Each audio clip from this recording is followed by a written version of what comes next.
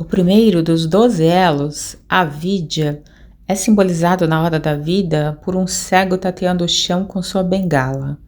Para compreender a vidya, vamos iniciar com o exemplo de um cubo. No cubo temos os traços.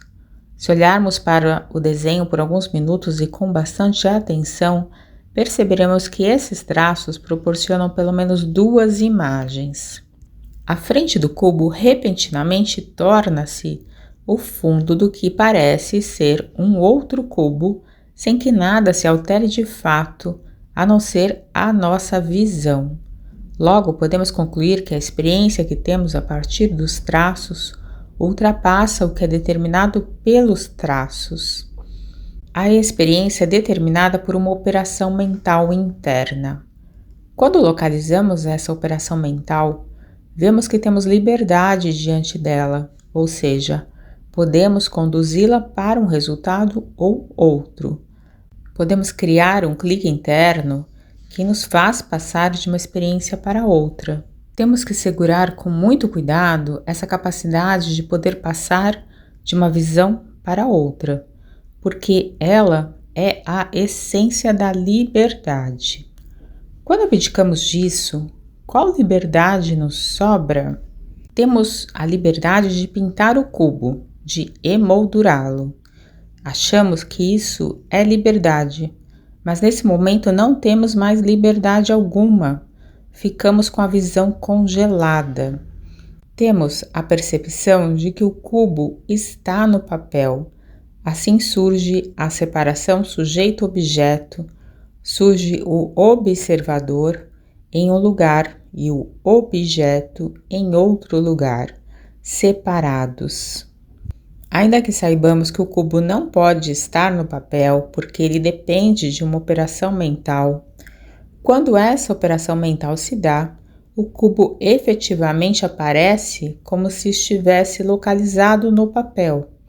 Então, a essência da experiência de separatividade está na dependência da operação mental de avidya. Ela cria a experiência do cubo no papel. A incapacidade de reconhecer essa operação complexa é o que chamamos de avidya, ignorância. Surge a cegueira que nos impede de ver as coisas como realmente são. Então, a essência da experiência da aparente separatividade entre o objeto e o observador está na dependência da operação mental de avidya. Ela cria a experiência do cubo existindo autonomamente diante de nós. Pelo raciocínio, percebemos que o cubo surge de forma inseparável de nossa mente. Quando nossa mente se posiciona, o cubo aparece. Quando se reposiciona, o cubo aparece de outra forma. Essa é uma operação verdadeira, mas que está oculta. É espantoso que um desenho tão simples seja capaz de oferecer tal compreensão. Esse é o segredo secretíssimo de avidya. Quando olhamos um Buda pintado em tecido, vemos o Buda no pano, mas na verdade ele é inseparável de nós. O que existe é tinta sobre o tecido, mas nós vemos o Buda, do mesmo modo que vemos um cubo, onde só existe papel e traços. A separatividade é construída. A experiência de separatividade é limitante, porque ela não existe de fato, não é real.